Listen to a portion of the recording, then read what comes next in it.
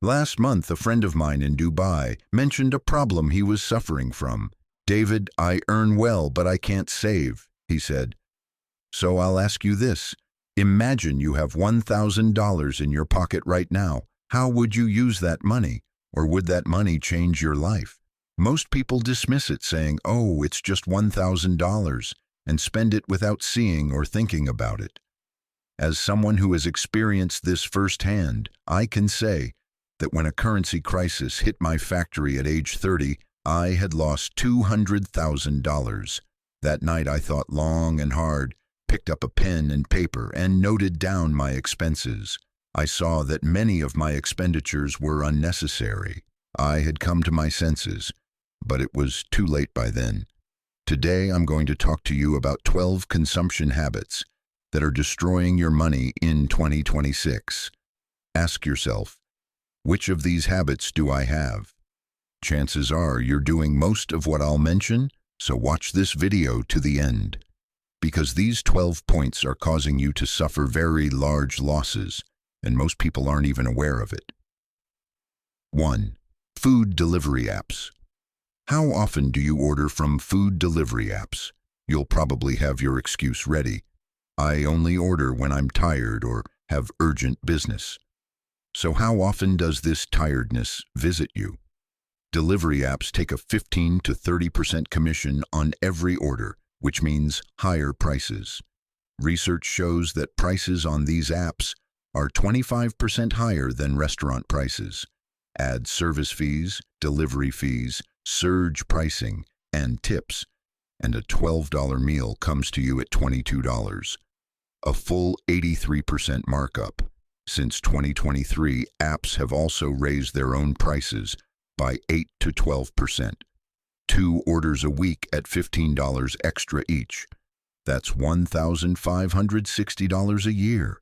If you had invested that money for 20 years, it would be worth $7,800.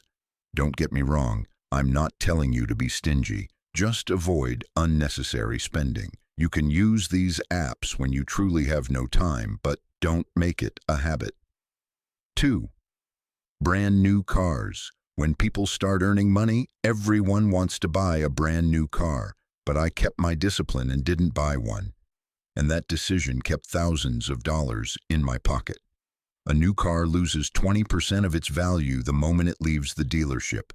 On a $48,000 car, that's $9,600 before you even reach the first traffic light. By the end of year 1, the loss reaches 25 to 30%. Your $48,000 car is now worth $33,000 to $36,000. If you bought it on credit, the situation is even worse. You're burning even more money, and trying to sell it is its own headache.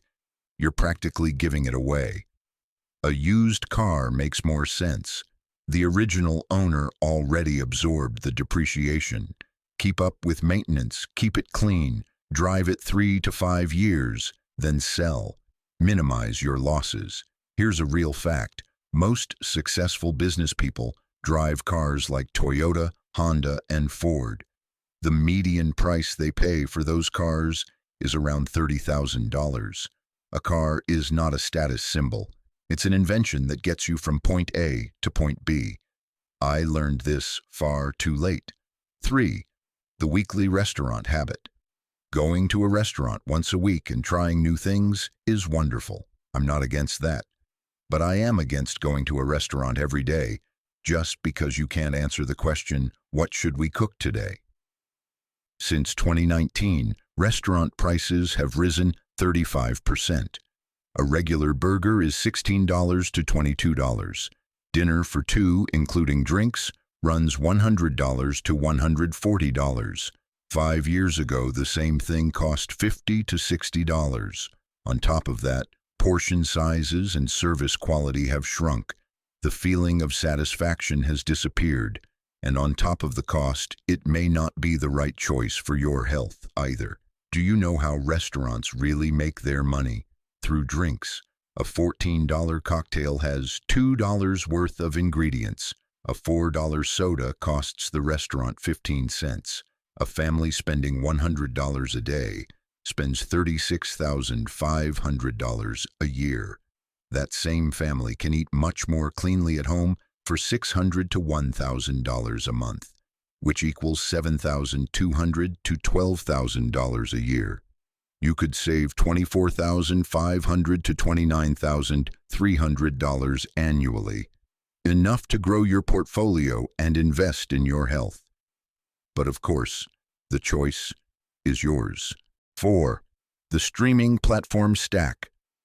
When Netflix first launched, it cost $8 a month. We said no need for TV anymore. But things didn't go as we imagined. Today, Netflix is $15.49. Disney Plus is $13.99. Hulu $17.99. HBO Max $15.99. Amazon $8.99. Apple TV $9.99.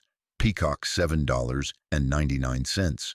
Paramount $11.99. If you subscribe to all of them, you'd be spending over $100 a month. That's $1,200 a year. More expensive than cable, any way you look at it. Platforms are distributing content to make more money. The show you're watching moves to a different platform. The movie you've been waiting for requires a separate subscription. Each one is fragmented, each with its own price tag. In short, they've broken up television into pieces. The average American household subscribes to 4 to 5 platforms, which comes to $60 to $75 a month. My suggestion: subscribe to one platform, consume the content you want, cancel, then move to another. You can access the content you want for $15 to $20 a month. After all, if they're smart, so are you. 5. Fast food. I especially want to address this because I know people who underestimate small amounts of money. A Big Mac meal at McDonald's is $12 to $15. A Chipotle bowl has reached $15. Even Taco Bell charges $10 to $12 for basic menu items. Fast food prices have risen 55% since 2019, so it's neither cheap nor healthy. Think about cooking a quality meal at home for $15 to $20. With healthy vegetables and proteins, it helps you break the fast food habit, costs less, and is healthier. Sometimes the real cost goes beyond what's on the price tag. 6. Every generation of technology. Imagine a new phone model comes out, a few $100s more expensive than the previous one. What's the difference? Maybe a slightly better processor, maybe a slightly better camera. The apps you use are the same, and compared to the previous model, there's probably no visible difference, or very little. Do you really need to pay hundreds of dollars for that? My advice? Buy 1 or 2 generations behind the latest model. It's more affordable and satisfies you perfectly in daily life. Someone who swaps flagship phones every 2 years effectively pays $600 a year in depreciation. Imagine that 3, 5, or 10 years from now. That loss means thousands of dollars. 7. Big weddings. The average wedding in America costs $35,000 for just a few hours. Debt is a leading cause of marriages ending. What advantage does starting with $35,000 in debt give you? When you're in debt, you take on extra work to pay it off. Your energy runs out. Your mental state deteriorates. This leads to an unhappy marriage and ultimately divorce. The wedding industry is one of the best at using manipulation. The wedding label causes prices to double or triple. The services are the same, but because of the word wedding, prices double. According to Emory University research, couples who spend $50,000 or more on their wedding have a divorce rate 46% higher than those who spend under $10,000. Coincidence? Causation or correlation? That's debatable, of course. Really, all of these situations happen to us because we act on emotional rather than rational decisions. Yet, somehow we never learn. If you can spend from savings without going into debt, and it doesn't affect your retirement or emergency fund, there's nothing wrong with it. But if you're taking out loans, going into debt, or delaying your home down payment to do it, stay away. Don't make a mistake while you still have time, because regret after the fact does no good. 8. Vacations that strain your budget. When I moved to Dubai, I met two groups of people. First, those who took luxury vacations. Second, those who spent months paying off the debt from those vacations. Actually, both groups represented the same people. Since 2019, airfares have risen 30 to 40%. A week-long international trip for two easily comes to $4,000 to $6,000. A family Disney vacation can reach $8,000 to $10,000. Traveling, seeing different cultures, meeting new people. These are wonderful and enjoyable things, and I'm not against them. But you should travel without exceeding your budget. If you can't afford international travel, you can explore different cities in your own country. Bankrate research shows that the average American struggles to cover a $1,000 unexpected expense. Yet they'll go into debt to take a vacation. The momentary pleasure you get during vacation is replaced by the stress of, how am I going to pay off this debt? So the pleasure loses its meaning entirely. You must live according to your budget. If your income is $100,000 a year, you can't live as if you earn $500,000. And if you want to, you must do it by finding a way to increase your income, not by borrowing. 9. Buy now, pay later. Affirm Klarna Afterpay. It sounds very logical. 4 equal installments, interest-free, easy. So what's the secret behind it being so easy? Simple. People make late payments. Because they make late payments, they pay penalty interest. And they buy things they wouldn't have bought otherwise. Research shows that buy now, pay later users spend 10 to 40% more than those who would pay up front. The brain sees $200 as expensive, but 4 payments of $50 feels manageable. Companies that know how to use marketing manipulation well, nothing can stop their growth. Federal Reserve data. Nearly 40% of these service users have missed at least one payment. There's an old rule. If you can't pay cash, you can't afford it right now. But there are some exceptions. A house or a car, because they have long-term value. But do you really need to do this for the latest phone or a hoodie? I think you already know the answer. 10. Brand name products. As a former textile factory owner, I want to give you some inside gold. Products manufactured in the same facility are sold at different prices in the market. Tide laundry detergent, $12 to $15. Store brand, often from the same factory, $6 to $8. No difference in performance. Consumer Reports tests have proven it repeatedly. Store brands perform the same as name brands in most categories. Generic ibuprofen contains the same active ingredient as Advil at the same dosage, and it's cheaper. What you're paying extra for isn't the product itself. It's the name label on the product. And what makes that name label valuable? Marketing, of course. A household spending $5,000 to $7,000 a year on consumer products could save 25 to 40% by switching to store brands. That's $1,500 to $2,500 a year, with no difference in performance. In the textile sector, this gap is at its most extreme. A plain white t-shirt made in an ordinary factory costs $60, but when a certain brand's logo is printed on it, that $60 becomes, I won't give you an example of $1,000. You already have brands in mind. 11. Subscription boxes, makeup boxes, snack boxes, dog toy boxes, razor boxes, wine boxes. The industry is worth approximately $32 billion. What's the secret behind this industry growing so much? People have a curiosity about surprises. The dopamine hit they get when opening a package triggers the same reward circuit as gambling. Sometimes the anticipation is more satisfying than what you actually receive. Putting math at the center of our lives can make things considerably easier in the financial world.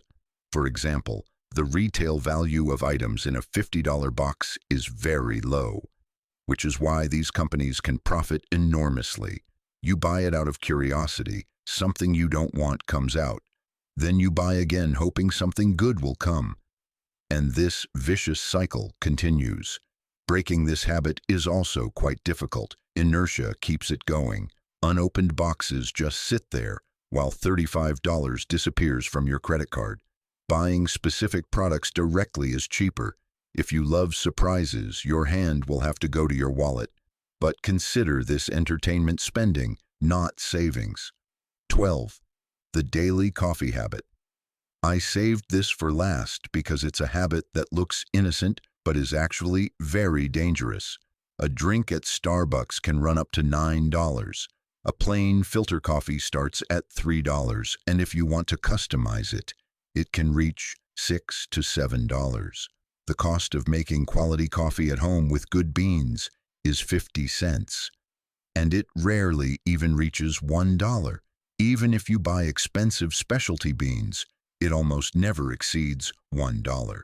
A daily $6 Starbucks habit, $2,190 a year, making it at home at 50 cents, $182 a year. There's a $2,000 gap between them. Now pick up your calculator and do the math. If you had invested that $2,000 every year at an 8% return, what would you have at the end of 30 years?